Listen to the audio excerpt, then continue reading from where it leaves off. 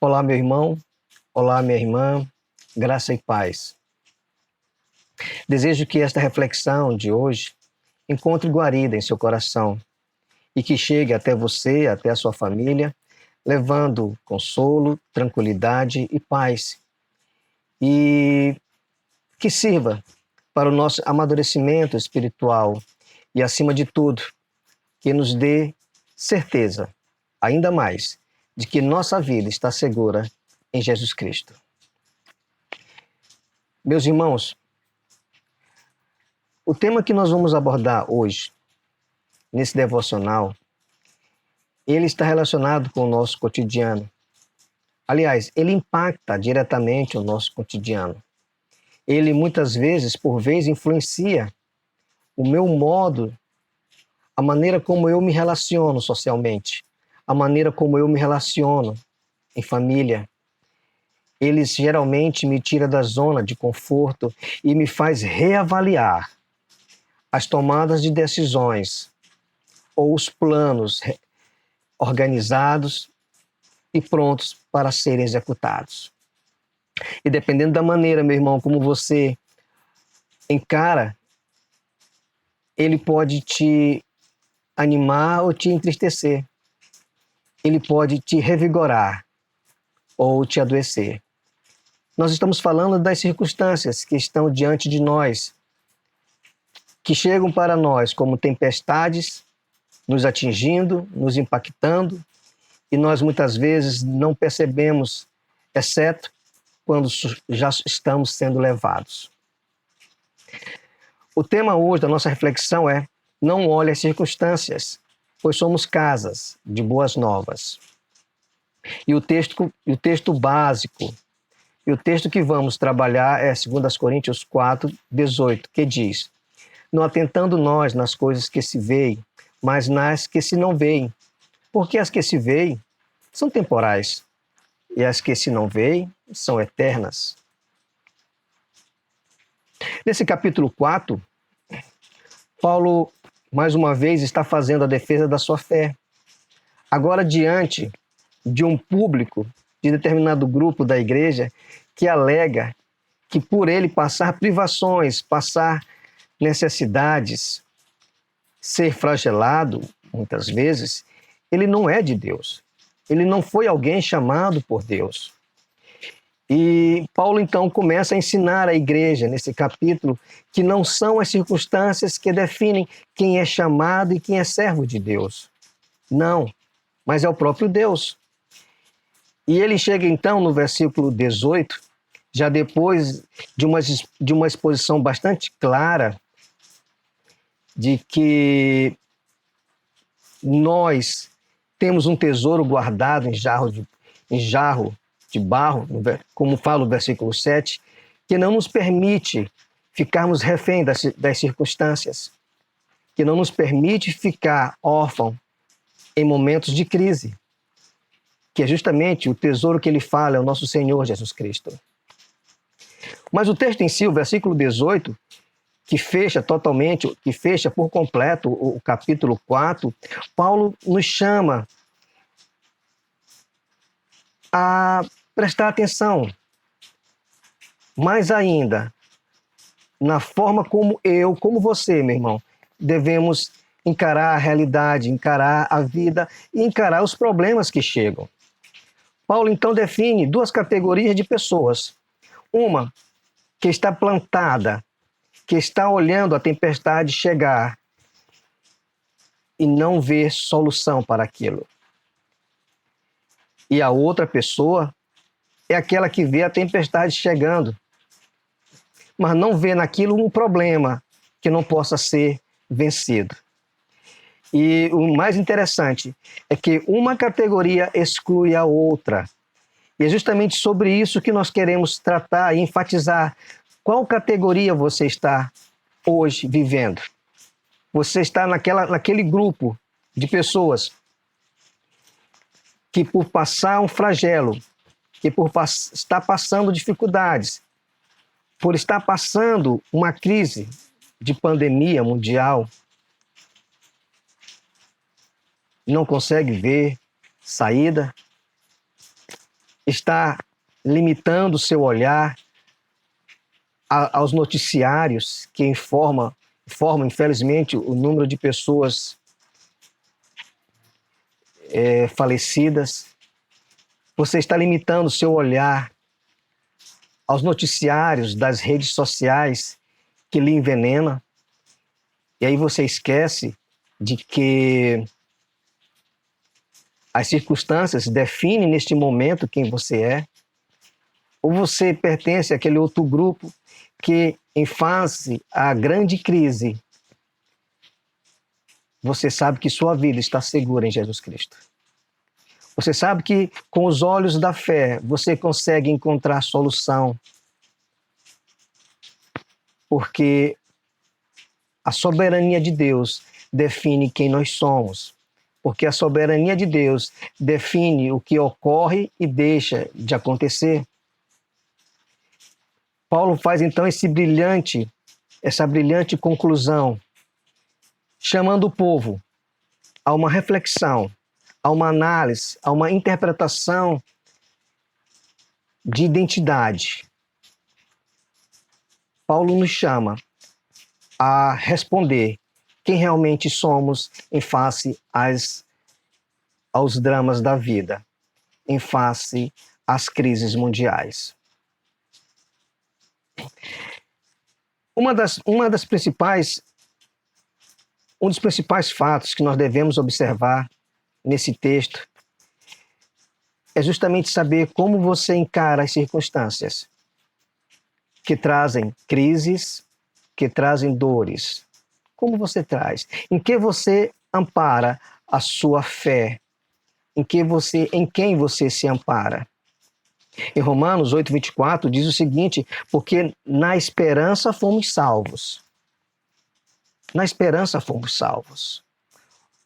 E aí mais adiante ele continua o versículo dizendo: ora, esperança que se vê não é esperança, pois o que alguém vê, como espera? E aqui eu quero dar alguns exemplos que nós conhecemos muito bem. Quando Deus fala a Abraão para ele sair da sua parentela, Deus está falando, em outras palavras, Abraão, sai da tua zona de conforto. Sai da proteção dos teus familiares, do teu pai. E você tem que ir para uma terra que você não conhece.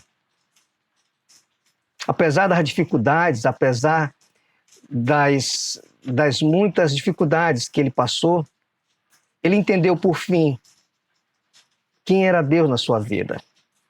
Outra figura importante que nós podemos ressaltar e devemos ressaltar é o próprio Moisés, que mesmo lutando com Deus, dizendo que era gago, naquele momento ele não olhava outra coisa senão as circunstâncias do empreendimento de libertar um povo, que no modo de ver dele era um empreendimento muito grande para ele. E Deus então faz com que Moisés atravesse o Mar Vermelho e conduza o povo pelo deserto. Talvez uma das confissões e das palavras mais sábias que depois daquele momento, ou na entrada da Terra Prometida, nós conhecemos é a fala de Josué, quando ele diz, já pensando no que poderia acontecer depois da sua morte com aquele povo, já um vislumbre da situação de Israel, ele exorta a comunidade, dizendo, decidam quem vocês vão seguir, quem vocês vão servir, porém eu e a minha casa serviremos ao Senhor. Davi, em meio a tanta crise, em meio a tanta dificuldade, no Salmo 27, ele mostra o tipo de relacionamento que ele tem com Deus. Quando ele diz, o Senhor é a minha luz, é a minha salvação, de quem temerei. Esse versículo mostra muito bem, meus irmãos, o tipo de relacionamento de um homem que estava envolto às circunstâncias desfavoráveis. E ele então pensava em um Deus presente em sua vida, em um Deus salvador, em um Deus protetor. Então, devemos entender que é importante que nós saibamos como encarar as circunstâncias. Eu me lembro ainda, naquela passagem que Cristo está em alto mar com os discípulos e a tempestade chega e os discípulos ficam apavorados, sem saber o que fazer. E aí eles despertam Jesus Cristo do seu sono e Cristo os repreende, chamando-os de homem de pouca fé. Esses exemplos vão para mostrar que a forma como nós encaramos as dificuldades, as circunstâncias, os momentos que chegam até nós, define muito bem como está o nosso relacionamento com Deus. Define muito bem como está o nosso amadurecimento no Evangelho. E isso, meus irmãos, nós devemos reavaliar. Novamente eu reforço, Romanos 8:24. Porque na esperança fomos salvos. A nossa vida está segura em Jesus Cristo. Amém. Um segundo momento que nós temos a obrigação de olhar é que nas circunstâncias favoráveis ou desfavoráveis, Deus revela nossas limitações e dependências dele. Nas circunstâncias favoráveis ou desfavoráveis, Deus revela nossas limitações e dependência dele. No versículo 8 e versículo 9 do capítulo 4 de 2 Coríntios, diz o seguinte: sofremos pressões de todos os lados. Contudo, não estamos arrasados. Ficamos perplexos com os acontecimentos, mas não perdemos a esperança. Somos perseguidos, mas jamais desamparados, abatidos, mas não destruídos. Olhe um pouco, leia a sua Bíblia, reflita um pouco nesses dois versículos. Ele diz: sofremos pressões de todos os lados. Você está cercado. Nós estamos cercados. Não temos para onde ir, para onde fugir. Tudo nos aflige, tudo nos sufoca. E aí o Espírito Santo revela: contudo, não estamos arrasados. Isso aqui, meus irmãos, é uma prova clara da graça de Deus em nossa vida, de que, por mais tenebroso que sejam os momentos em nossas vidas, Deus sempre estará no controle de tudo. Deus sempre estará nos dando livramento. Adiante ele diz: ficamos perplexos. Ora, ficamos sem saber o que está acontecendo. Ficamos então atônitos, talvez dizendo: meu Deus, o que está acontecendo? Eu não entendo o que está acontecendo. Eu posso até dizer aquela palavrinha, aquela frase: isso só acontece comigo. Por que só acontece comigo isso? E mais adiante, a graça de Deus revela que nesse meu limite de perplexidade, que é o limite do homem, Deus então mostra a sua graça na nossa vida, dizendo: mas não perdemos a esperança. Ficamos perplexos com os acontecimentos. Quem pode interpretar este momento que estamos vivendo? Quem pode interpretar com exatidão esta crise mundial que vivemos? Quem pode dizer como será daqui para frente? Podemos apenas conjecturar, podemos apenas imaginar como será, mas eu queria que você pensasse hoje, a partir dessa crise que vivemos, como você estará com Deus, como você estará no seu relacionamento com o Senhor Jesus Cristo e como hoje está o teu amadurecimento cristão. Novamente, ficamos perplexos com os acontecimentos, mas não perdemos a esperança. Por quê? Porque na esperança fomos salvos, graças a Deus. Versículo 9. Somos perseguidos. Somos perseguidos. E isso não é segredo, que somos perseguidos de forma ideológica, somos perseguidos de maneira psicológica, somos perseguidos de forma física. De todas as formas possíveis, somos perseguidos. Mas a graça de Deus nos fala, mas jamais desamparados. Jamais desamparados. Eu tenho certeza que nessas crises que Paulo passou, quando ele fala que muitas vezes foi espancado, foi chicoteado, passou fome, andou nu, dormiu, sentiu muito frio, nessas circunstâncias, que para um outro ser humano, sem Cristo em seu coração, sem a visão da fé, sem a visão do que é invisível, talvez a pessoa o chamasse de louco e não viria solução ou saída para isso. Mas Paulo diz que os olhos dele estavam fixo em um alvo, que era Jesus Cristo. E ele então chega a dizer, prossigo para o alvo, para o prêmio da soberana vocação de Deus em Cristo Jesus. Graças a Deus. Meus irmãos, somos perseguidos, mas jamais desamparados. Olha a promessa, como uma promessa tão bonita. Esta promessa realmente ela tem que ser guardada em nossos corações.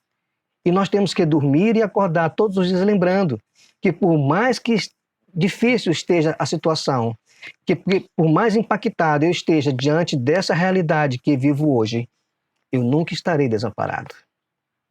Abatidos, mas não destruídos. Abatidos, mas não destruídos.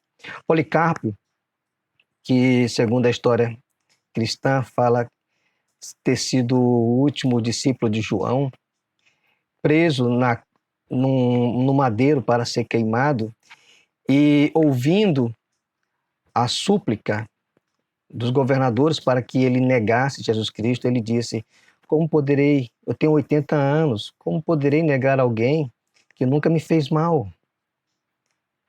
Porque os olhos dele estavam além do que é visível. Ele olhava para algo muito mais superior, algo muito melhor, a vida em Jesus Cristo, a segurança que nós temos. Então, meus irmãos, nós não podemos desanimar, não podemos fraquejar, mesmo que pela nossa natureza humana ser tão frágil, nós vamos em algum momento chorar, em algum momento ficar apreensivo, em algum momento ficar atônito, sem saber o que está acontecendo. Mas nós não podemos deixar de entender que a nossa vida está segura em Jesus Cristo. Que eu, por mais perseguido que esteja sendo, eu não estou desamparado. Eu posso não saber o que está acontecendo, correto? Mas eu não vou perder a esperança. A minha esperança está segura, porque, como diz Romano, eu fui salvo na esperança. Meus irmãos, eu queria fazer, na verdade, um apelo a você. Um apelo bem claro, para que você decida hoje, de forma bastante franca consigo e com o Senhor Jesus Cristo. Procure exercitar sua fé. Procure exercitar a sua vida como cidadão do reino dos céus. Exercite. Você é alguém especial, você é alguém que Cristo advoga diretamente diante de Deus. Nós somos pessoas frágeis. Pode ser, e em muitos casos, vamos chorar a perda de um ente querido, vamos chorar a ausência de uma pessoa amada. Mas a promessa que nós temos nesse capítulo 4 de 2 Coríntios, a partir do versículo 7, que fala que nós temos em nosso coração um tesouro guardado em jarro de barro. E que esse tesouro é o motivo para que eu e você estejamos alegres e satisfeitos. É justamente a causa de não sermos consumidos. Jeremias falava em meio àquele caos em Jerusalém, quando mães devoravam seus filhos, como toda a riqueza da sua pátria, jovens, moças, eram levados e assassinados, ele dizia: quero trazer à mente aquilo que me dá esperança. Quero trazer à mente aquilo que me dá esperança.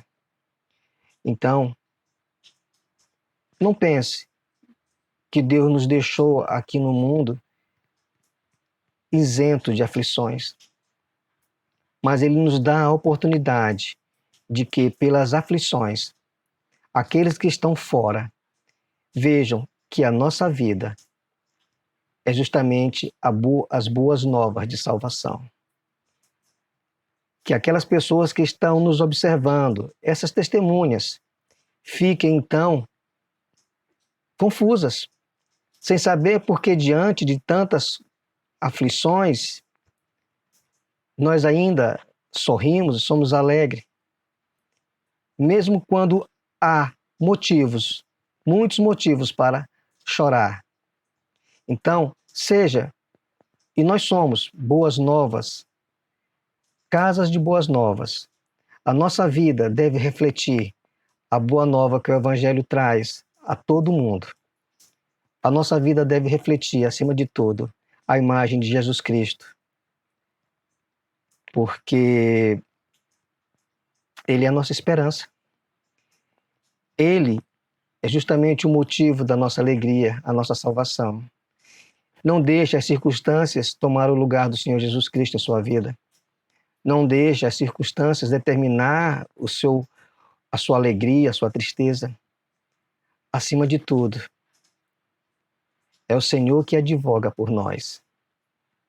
E lembre-se, nada nos separará do amor de Cristo.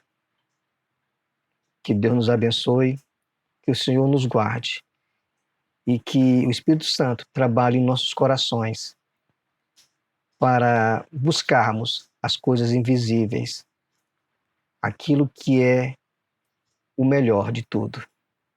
Amém, meus irmãos.